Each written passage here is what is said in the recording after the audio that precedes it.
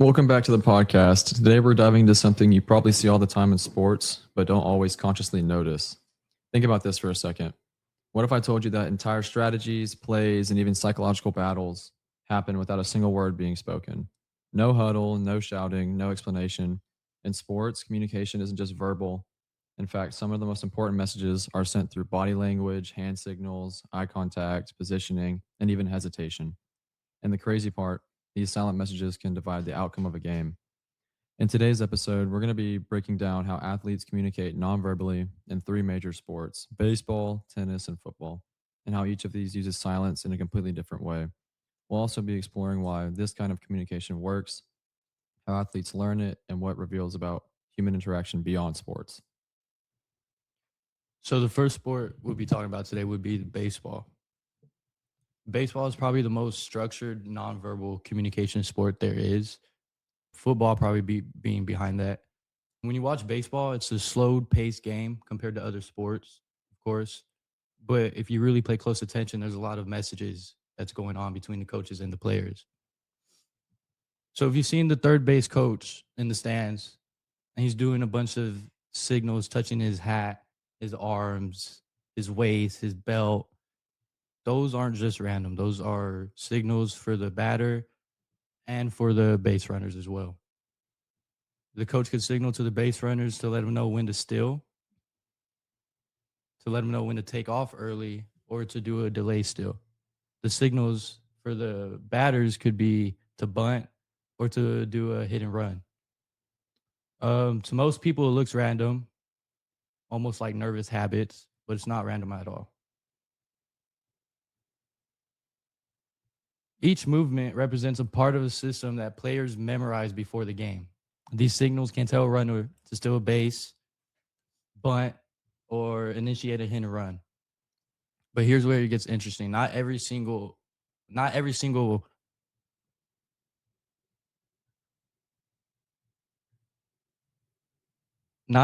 sign means something. Some coaches throw in different signs to throw off the opponent. Teams throw in different signs, throw off the opponents, and only certain movements mean one sign. So players aren't just watching, they're trying to figure out the message that the coach is sending them. Now, for the opposing team, if the opposing team catches on to the signs, makes it real difficult for the team who's giving the signs because they would have to switch up the signs because it's an advantage for the opposing team if they guess the signs. Now, for the pitchers and catchers communication, which is probably the most important communication during the game, before every pitch, the catcher flashes a series of fingers that each represents a pitch, such as a fastball, curveball, slider, changeup, or whatever pitch the pitcher has. But it just also doesn't include the type of pitch. It includes the location of the pitch, the timing of the pitch, and the strategy based on the batter. Wait, so what does that hand signal look like? So the hand signal, so the catcher, because he's set up, usually one is just a fastball, two would be a curveball, three would be a slider, four would be a changeup. Every pitcher has different numbers for their pitch, so it could always be different. And it's not always the first signal too. Sometimes the catcher would give it as the third signal, and that would be the pitch the pitcher has to throw. Just because if a runner from the opposing team is on second base and he's looking at the catcher saying the signals, he could give away the signals to the batter instantly. So it's always good to switch up the pitch calls whenever you can. Are there like signals used to like bait, like they don't mean anything or just throw the other team off? Yeah, so that's when you throw in more signals. So you could do one and then a three and then the four, two. So it would be if the first pitch that I call would be the pitch that he's throwing, so it would be one fastball. And I could do two, three, four, Okay. two again, just to throw off the other team or whoever's the runners on base. Let's see. Now reading body language. Now the batters, as the pitchers are pitching, batters one of the batters' jobs is to look at the pitcher, notice if how they're gripping the ball, their release, if they look confident or if they look tense.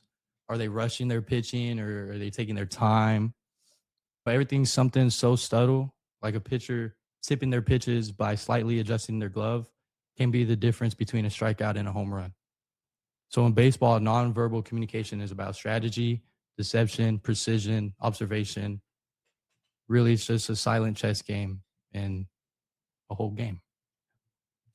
All right, now let's switch to tennis, where communication looks really different from baseball or football. Unlike baseball, tennis is mainly an individual sport. There's no like constant interaction with your teammates unless you're playing doubles. But where does this communication happen? In tennis, a huge part of nonverbal communication is directed inwards or like internally. So players use body language to regulate emotions and maintain focus. So think about what during a match. It's like a fist bump after a big point, a deep breath before you're about to hit a serve, or a player just bouncing the ball multiple times before they're about to serve the ball. These actions are not random, they're like mental resets. They help players stay calm under pressure, build confidence, refocus after mistakes. Even your posture matters. A player standing tall with like strong eye contact sends a message not just to their opponent, but to themselves. I'm still in control, is what that means. So at the same time, tennis players are also constantly analyzing their opponent and trying to see what they're doing. So they're looking for cues like the racket angle before they hit a shot, or their foot positioning, the way their shoulders rotating, the timing of their movement. All these tiny details can reveal what kind of shot is coming, if they're going to hit across court or down the line, or maybe even a drop shot. So at higher levels, this kind of becomes like instinct. Like they don't consciously think, they just know based on their body movements. Now, like I said before, in doubles tennis, you can finally see more like direct nonverbal communication. Like before a serve, teammates often signal behind their backs. Like they'll do, like when you're serving, it'll be like a kind of upside down middle finger. That'll mean serve towards the body, like their body, or like a pinky finger would be like out wide, or thumb would be like T, or like towards the middle of the court. Or they could do like a this, which would mean you're gonna serve and then come up to the net and try to hit a ball. Does that change based on what school you're at, or is it just like a base? Some people do different things. It's kind of just a variation of what you and your doubles partner both in what Agree on. what y'all each remember easier. But yeah, these allow them to coordinate strategy without like alerting their opponents what they're going to do. And there's a lot of mind games in tennis, like psychological warfare, like body language that can be used intentionally to intimidate or like mislead or show confidence even though you're like nervous, just to not let them know.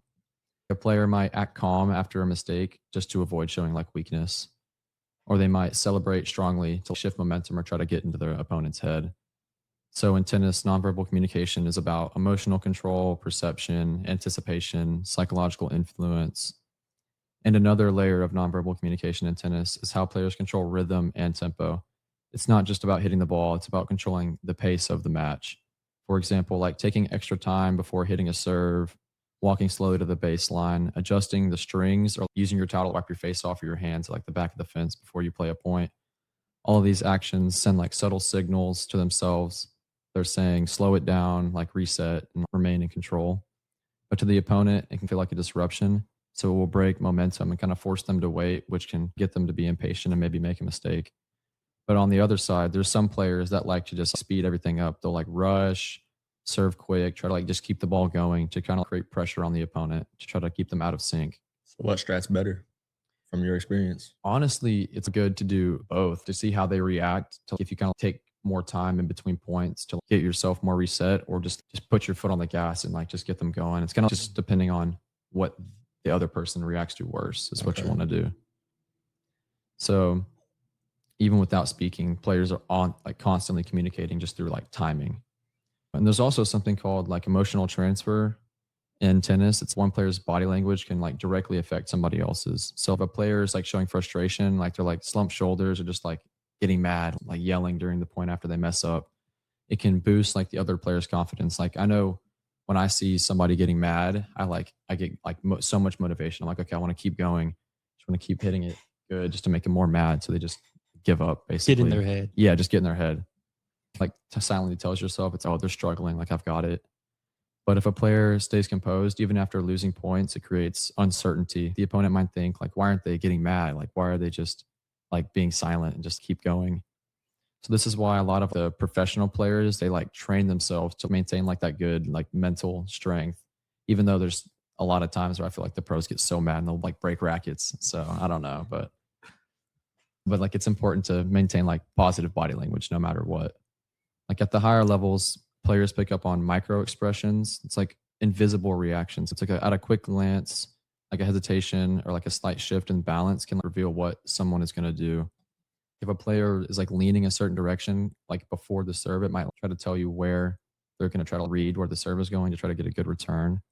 Or like a delayed reaction could show like uncertainty, or like a quick look at the open court might give away like what their strategy is going to be.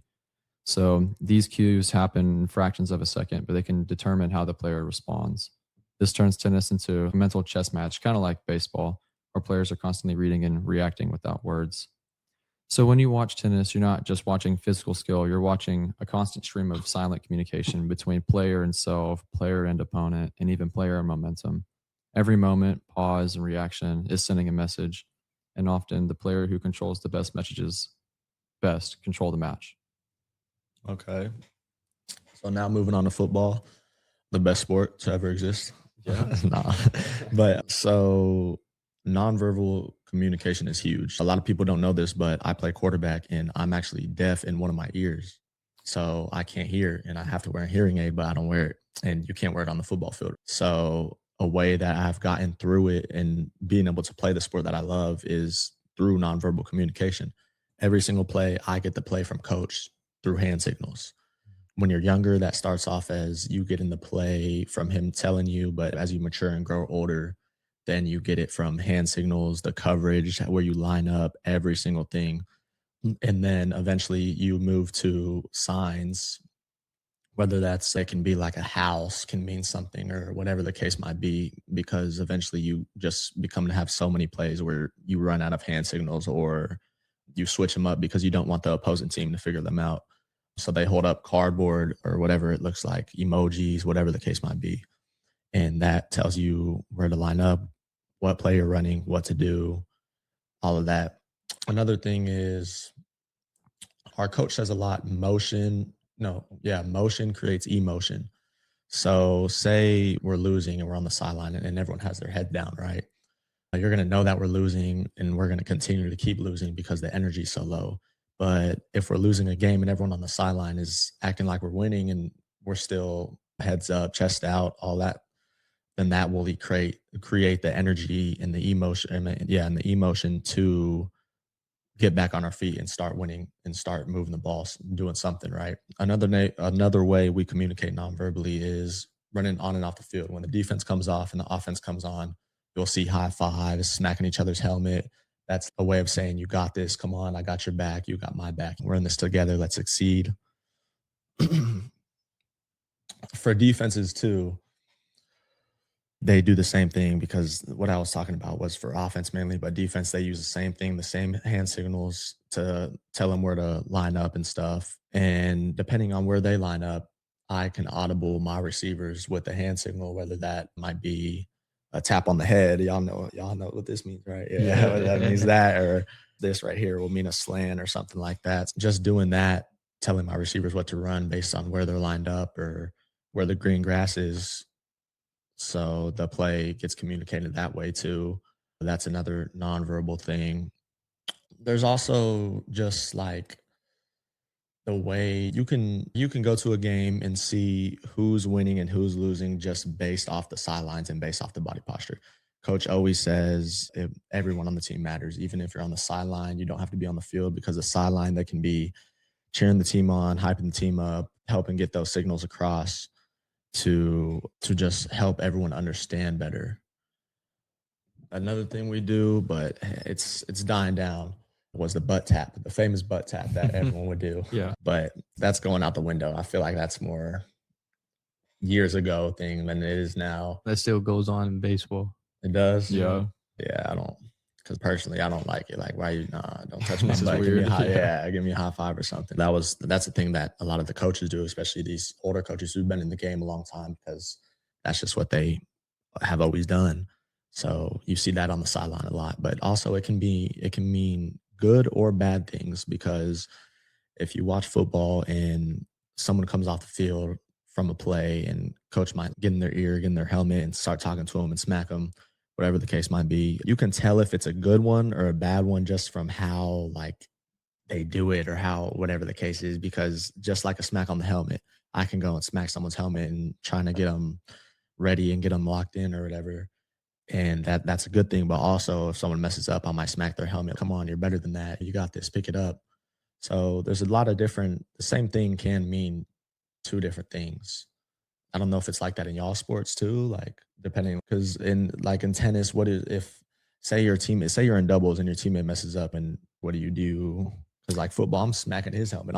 Come on. Yeah, normally I'll just be like, I'm just like dap him up, whatever. I'm like, you're good. Just refocus on like the next point. I'm like, it doesn't matter. There's so many points in tennis. Like it's just one point. Like it's not going to matter. What about baseball? Is there something that's like you come off, and how do you know, how from the stands can you tell that coach is either mad or? I've played with a lot of coaches. All these coaches have different ways of doing their thing. But I think for the most part, most of the coaches that I've played for are good at showing the difference in, yeah, do that and don't do that. As my coaches, whenever I get a hit or something, whenever I make a play in the outfield, I'll go back to the dugout. They'll hype me up, give me a high five, tell me to keep it up. But if it's like a mistake, if I make an error in the outfield or if I strike out up to bat, go back to the dugout, he'll probably just either just look at me, give me an ugly look, or he'll tell me to get it next time or whatever. Okay, wait. So y'all have helmets too, though. Is helmet smacking a thing, or do y'all take them off? Helmet smacking is a thing. Yeah, it is a thing. Yeah. Yeah. Sometimes I do it though, and it hurts me more than them. I bet hurts my hand. But let me think. Let me go to this real quick. Hold up.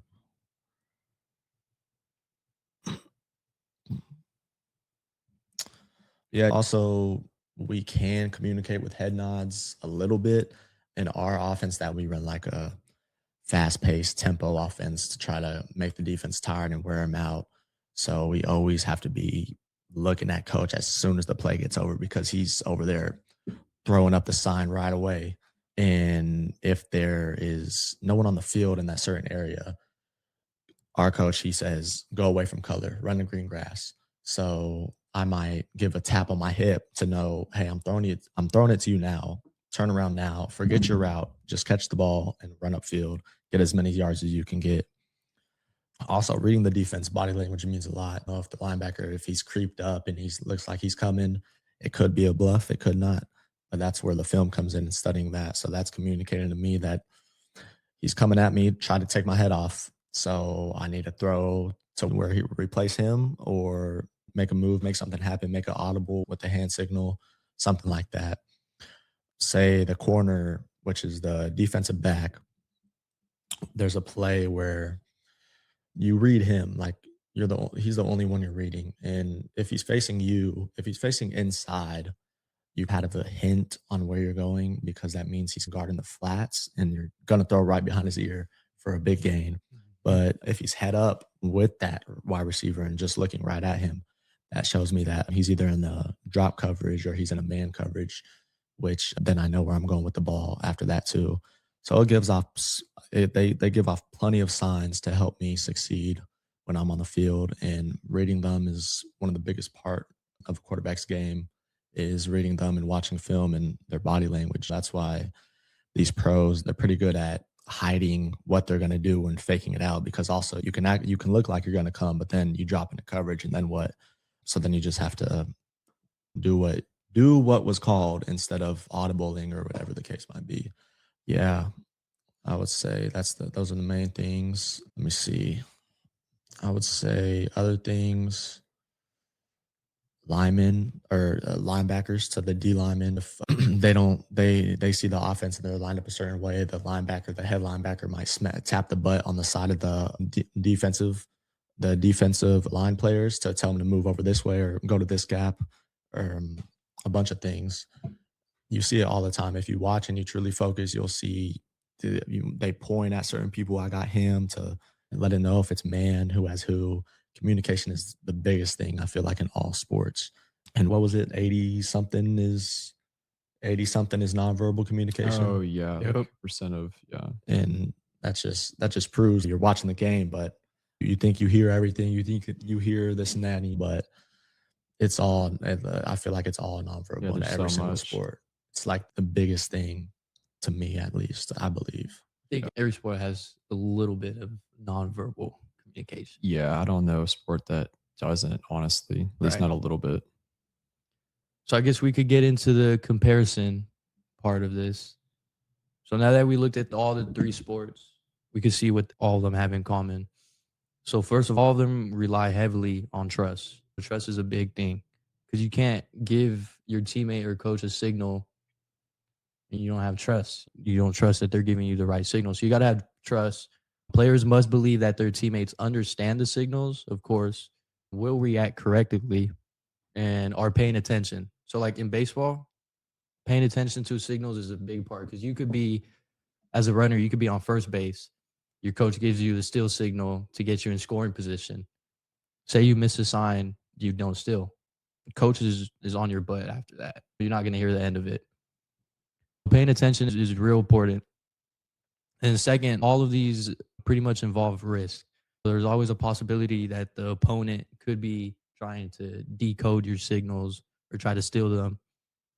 And then all of them require practice and repetition. I don't know about y'all, but in baseball, we practice the signals. Oh yeah, if not, we still sometimes mess up to this day, and we've been Yeah. practicing the same ones for I don't know how long. Even the coach sometimes might throw up the wrong one, and just because you're trying to move so fast, you're trying to keep the tempo up, and the formation might change what you run to, so you got to practice the hand signals in that formation for that play, and then it becomes a lot. Practicing all that because all those signals, it can get confusing as a player. And then some key differences. Baseball is structured and coded, really. It's more planned signals, layered systems. Tennis is psychological and individual, emotional control, more reading opponents. And then football is fast, real-time adjustments as the play's going on. And then just more team chemistry as a whole. Yeah, I say that's what probably one of the hardest things about being a quarterback is, because he goes, say he does this means double. As a quarterback, you got to know where they're lined up, and a foot matters. A foot difference matters. Right. So you have to tell them to move out, move in, mind you. Then you have to read the defense, and then you have to know where they're going, what play is called, and where the concepts are. So it's a lot. It's really a lot going on. In just a matter of seconds, too. Yeah. So it's really big that you do practice that, so the receivers do line up in the right spot. So I don't have to worry as much about worrying to line them up and help them line up so they can get in the right spot when the play is called. Yeah. Okay, so yeah, why is nonverbal communication so powerful? Because it's like faster than speaking, I think. It's harder to detect, it's more instinctive. Like in high pressure situations, athletes don't have the time to think through like full sentences, or they rely on like patterns, habits, or just visual cues to figure out what they're going to do. And over time, it becomes like automatic. It's like snapping your fingers. It's like a second language almost. But the bigger idea here is that like nonverbal communication works so well in sports because it taps like directly into your just like reaction and just your instinct, but not like you just having to think about what you're going to do. So like when a basketball player sees a teammate like just cut up towards the basket, they don't stop and think, okay, now I should pass. They just react instantly. Like the same goes for like defense. Like a slight shift in an opponent's shoulders or eyes can signal where they're going. And that split second reaction or recognition can be the difference between like success or failure. Nonverbal communication also builds trust between teammates. Like over time, players learn each other's tendencies, how they move, how they signal, even how they react under pressure. Like when I play doubles with my doubles partner, I know like when we have it's called like a deuce point. So it's 40-40, which means like the next point wins. And you get to decide who's going to return the serve if the other team is serving. I normally would decide to take it because I know my doubles partner, he's a freshman and he gets nervous. So he has like a bigger chance at messing up. Wait, so does coach pick your partner, or are you going to pick your partner? We kind of both have a say, but it's like our coaches will like kind of analyze who we play better with, and then we'll start off with them and kind of develop chemistry as the year goes. Or you could switch up, just like you realize you play better with this person or this person. So it's Okay. just whatever you have a better chance at winning with. Now, do you have better communication with other players than you have with your partner, your original partner? Honestly, last year, my doubles partner, he ended up transferring after our freshman year, but he was like, I've never had like better chemistry with a doubles partner. Like I don't think we lost like we lost 2 matches the whole year. It was crazy. Like we were just like locked in all the time.